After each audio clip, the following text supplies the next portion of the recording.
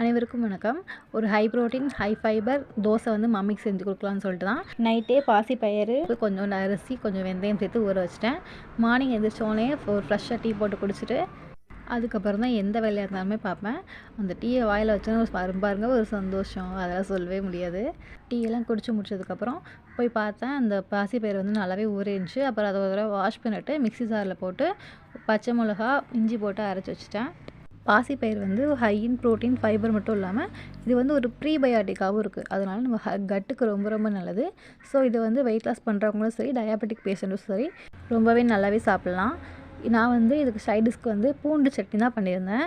இதுக்கு வந்து பூண்டு, சின்ன வெங்காயம், கருவேப்பிலை, புளி, அப்புறம் வந்து 4 காஞ்ச மிளகா போட்டு வறுத்து ஆற வச்சு அரைச்சிக்கிட்டு தாளிப்பு கொடுத்துட்டிங்கன்னா அது ரெடி ஆயிரும்.